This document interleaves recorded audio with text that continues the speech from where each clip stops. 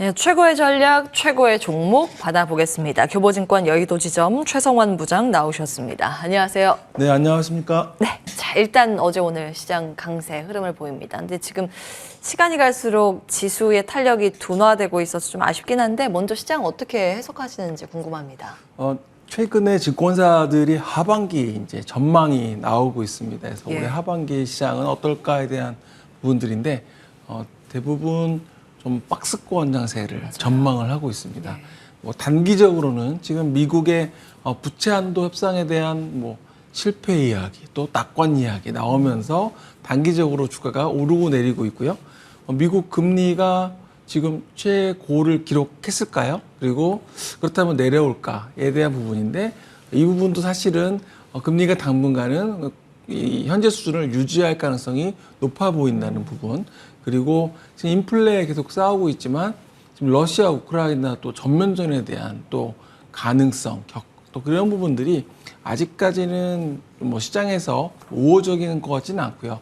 그리고 실적도 지금 뭐 1분기 실적들이 다 나왔는데 전체적으로는 약간 소비가 좀 둔화되는 모습들. 그래서 지금 시장은 조금 박스권 안에서 좀 종목 장세로 지금은 대응하는 전략이 유효하겠다라고 말씀을 드리겠습니다. 예, 당분간은 숲보다 역시 나무에 집중하는 전략 말씀 주고 계십니다.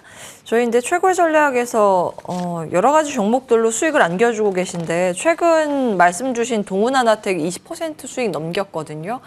4월 27일에 말씀을 주시고 얼마 안 됐죠. 그리고 뭐 포커스 HNS도 20% 넘기고 있고, 예, 나머지는 한 자릿수 수익을 기록하고 있습니다. 먼저 동훈하나텍 보고 싶은데요.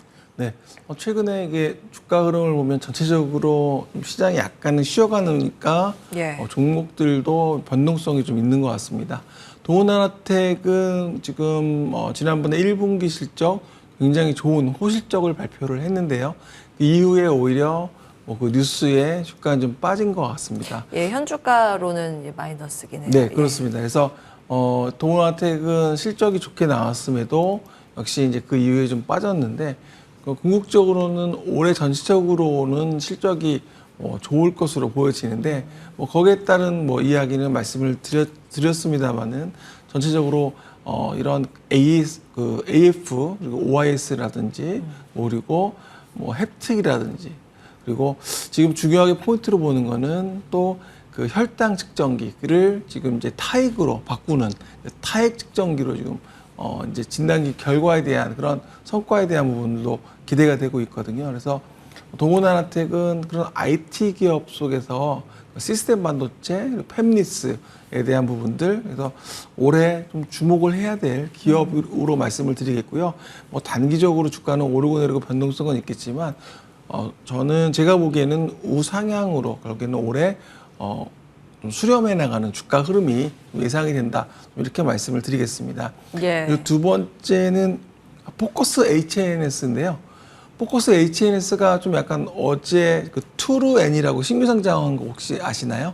그 AI 카메라 회사인데 투루엔이 어제 신규 상장을 했습니다. 그래서 투루엔을 보니까 시가총액이 지금 한 1,900억 정도 하고요. 그리고 아이리스라고 예전에 지금 그 보안 쪽 하는 그 AI 카메라 쪽도 한 2,300억 정도 시가총액을 하고 있는데 포커스 같은 경우는 지금 시가총액이 400억 정도 하거든요. 굉장히 격차가 크죠. 그러니까 이 부분이 결국엔 실적에 대한 부분들 다 이유가 있겠지만 예. 궁극적으로는 이 세 기업 모두 올해 매출액과 이익 부분이 올해 좋아지는 그런 그림이 예상이 되는 겁니다. 왜냐하면 AI 카메라에 대한 시장의 수요가 계속 늘어나고 있고 특히 중국 미중 분쟁 속에서 중국 제품에 대한 수요를 쓸 수가 없기 때문에 글로벌 회사들이 지금 한국의 이런 포커스 HNS 같은 회사들의 지금 제품에 대한 협의를 많이 하고 있거든요. 그래서 이런 부분들이 올해 글로벌 수출에 대한 부분들 또 그리고 국내적으로는 또 여러 가지 지금 교체에 대한 그런 수요에 대한 니즈들, 그래서 전체적으로 올해 역시 좀 기대가 되는 기업이다. 좀 이렇게 말씀을 드리겠습니다. 예. 자, 종목 AS 먼저 받아봤습니다. 오늘은 파이넴텍을 준비해 오셨는데 최근 들어서 IT 쪽에 많이 주목을 하시는 것 같아요. 네, 그렇습니다. 올해 1분기까지는 2차 전지에 대한 부분들 그리고 또 최근에는 지금 SM이라든지 JYP라든지 지금 네. 엔터테인먼트 쪽이 또 흐름이 좋잖아요. 그러니까 지금 IT 쪽에서는 지금 스마트폰에서 특히 폴더블 폰 그러니까 이렇게 에 대한 관심도가 높아지고 있습니다. 이유가 뭐냐면 사실 폴더블 폰 하면 첫 번째 고객들이 약간 접근하기 어려운 게 좀 고가다, 비싸다, 예. 그리고 무겁다, 그리고 뭐 그런 부분들 두께, 또 두껍다, 뭐 이런 여러 가지가 있을 텐데요. 결국에 이게 대중화되려면 가격이 내려와야 될 거고요. 두께도 얇아지고 가벼워진다면 시장에서 수요가 당연히 올라가겠죠. 근데 이 부분이 지금 국내 삼성뿐만 아니라 중국 기업들 또 그리고 구글이나 애플 역시도 폴더블 폰에 본격적으로 이제 대중화에 나서고 있다는 겁니다. 그래서 이 대중화에 됐을 때 어떤 기업들이 수혜가 될까에 대한 부분들인데 이 파인엠텍은 기존의 그 파인테크닉스에서 그 IT 사업부를 그 인적 분할을 하면서 파인엠텍으로 재상장을 했거든요.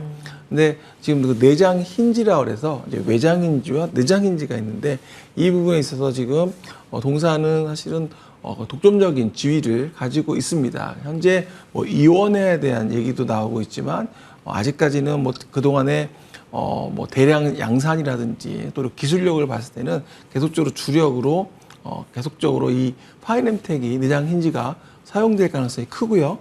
현재 지금 봐야 될 거는 역시 중국 중심의 그런 폴더블 폰 시장의 확장 그리고 또 국내로 본다면 삼성이 2025년이 되면 프리미엄 폰의 절반을 폴더블 폰으로 하겠다는 겁니다. 그래서 이런 부분들이 시장에 그동안에는 약간은 좀 좁았다라면 이제는 넓어지고 확대가 되는 부분이라고 보고 있습니다. 이에 맞춰서 지금 흥국증권에서 목표 주가를 14,000원 지금 제시를 하고 있거든요. 그러니까 현재 PER로 본다면 현재는 9배 정도, 내년을 놓고 본다면 7배, 8배 정도 수준인데 결국에 이 부분도 멀티플도 또 올라갈 수 있는 부분들도 생길 수 있다. 왜냐하면 지금 현재까지에 있는 상황에서 판단하고 있는 건데 여기 중국하고 북미 시장의 폴더블 폰 시장이 얼마나 또 열리는지 또 그리고 여기에 따른 매출이 늘어난다면 당연히 또 그런 부분들도 올라갈 수 있다고 보고 있습니다. 전통적으로 그 폴더블 폰 안에 들어가는 힌지 대장주라고 하면 KH 바텍을 떠올리게 되거든요. 근데 파인엠텍과 KH 바텍의 차이점이 어디에 있을까요? 네, 제 말씀드렸던 포트폴리오 안에 KH 바텍도 있었거든요. 아, 예. 네, 보면 KH 바텍이 이제 외장으로 본다면 얘는 이제 내장으로, 그러니까 밖과 안쪽이 차이가 있는 거고요. 그리고 파인엠텍은 고객사가 디스플레이, OLED 디스플레이 업체들이거든요. 그러니까 그쪽으로 들어가다 보니까 당연히 그런 고객사 디스플레이 회사들이 중국이나 국내 회사들의 납품을 하게 되면 자연스럽게 같이 들어가는 거죠. 2차 벤더 개념이군요. 네, 그런 개념으로 보신다면 결국에는 그 디스플레이 쪽으로 들어가면서 세트 업체로 들어가는 부분들이기 때문에 결국에는 그 부분들이 오히려 강점이 될 수도 있는 부분이고 점유율 같은 경우도 폴더폰 시장에 현재 80% 이상 점유율을 보유하고 있거든요. 그래서 글로벌 폴더블 시장의 확장의 수혜를 볼 수 있는 회사다라고 보고 있습니다. 예, 사실 아직은 이제 폴더블 폰의 판매 대수가 많은 건 아닌데 대중화 가능성을 미리 이제 보시고 힌지 관련주를 오늘 두 가지 다 말씀을 주신 거예요. 예전에 KH 바텍 주셨는데 오늘 파인엠텍까지 이 시장 자체를 굉장히 긍정적으로 보고 있는 것 같습니다. 저희도 기억을 하면서 투자의 아이디어로 연결해 보겠습니다. 흥국증권의 목표가 14,000원, 파인엠텍까지 체크해 봤습니다. 교보증권 여의도지점 최성환 부장과 함께했습니다. 말씀 고맙습니다. 감사합니다.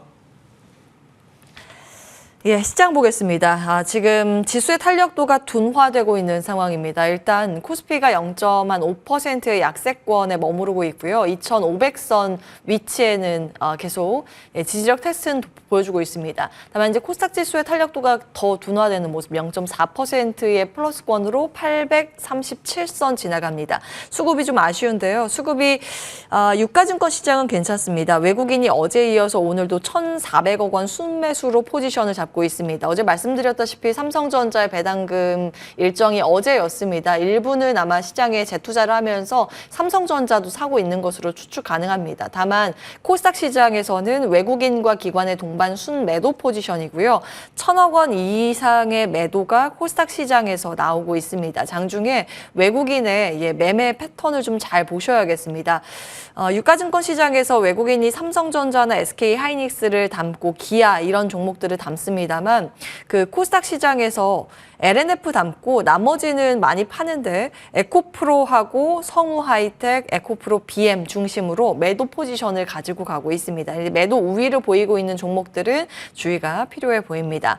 자, 업종별로 봤을 때는 LED 업종이 일단 상승세를 시현하는데 사실상 서울반도체가 다 끌고 가고 있다고 해도 과언은 아닐 겁니다. 서울반도체 20%의 급등이고요. 그를 제외하면 강관업체가 여전히 강한 흐름, 그리고 나서 새롭게 이 강세로 전환되고 있는 게 로봇 테마입니다. 퍼스텍은 사실 방산 테마이기도 한데 퍼스텍이 16% 급등하면서 SPG, 현대모비엑스, SP 시스템 4, 5%의 강세로 같이 이 강세 흐름을 보이고 있습니다.